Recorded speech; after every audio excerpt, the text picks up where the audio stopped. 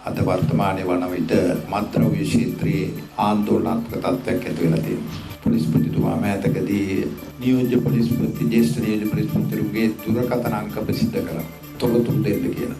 මට දකුණු පළාත් පාර ජ්‍යෙෂ්ඨ නියෝජ්‍ය පොලිස්පතිතුමා කතා කරලා කිව්වා මේ වෙනකොට 2000කට අධික තොරතුරු ප්‍රමාණයක් දකුණු පළාතේ විතරක් ඇවිල්ලා තියෙනවා. 2000ක් දකුණු පළාතේ විතරක් ආවනම් තොරතුරු ලංකාවේම කොච්චර ඇද්ද? තව එන්න කොච්චර ඇද්ද? කොතරම් ව්‍යාප්තියක් මත්ද්‍රව්‍ය තියෙනවද?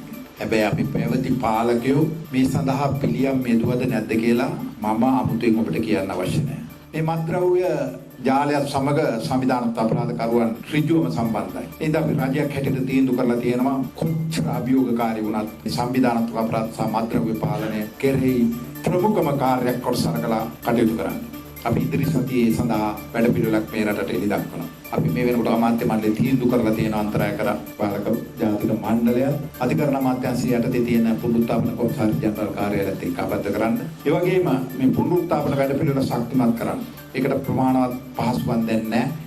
විශේෂයෙන්ම ස්තුතිවන්ත වෙනවා ගරු ජනාධිපතිතුමාට ක්ලීන් ශ්‍රී ලංකා වැඩසටහන යටතේ මිලියන 110ක මුදලක් මෙව ව්‍යාපෘති සඳහා ලබා දීම සම්බන්ධයෙන් එතුමා මට ගිය සතියේ දැනුම් දුන්නා. හැම දිස්ත්‍රික්කයකටම පුනරුත්ථාපන මධ්‍යස්ථාන නිර්මාණය කරන්න 2026 වර්ෂයට ඒ සඳහා අවශ්‍ය මුදල් ප්‍රතිපාදන ලබා දෙන බව මේක රජයක් හැටියට තවදුරටත් ඉවසාගෙන ඉන්න පුළුවන් කාරණයක් නෙවෙයි.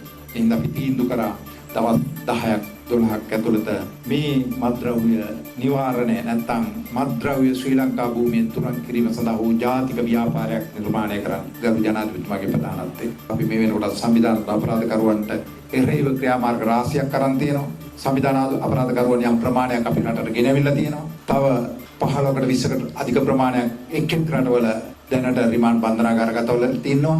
72ක ප්‍රමාණයකට රතු වරෙන්තු නිකුත් කරලා තියෙනවා. එයින් 32 දෙනෙක් ඉන්න ස්ථාන ශ්‍රී ලංකා පොලිසිය විසින් හඳුනාගෙන තියෙනවා. ඒ හින්දා මේ මත්ද්‍රව්‍ය පාලනයේදී සංවිධානත් අපරාධ ඒකාබද්ධව යන නිසා ඊට එරෙහිව ක්‍රියාමාර්ග ගන්න අපි කටයුතු කරමින් ඉන්නවා.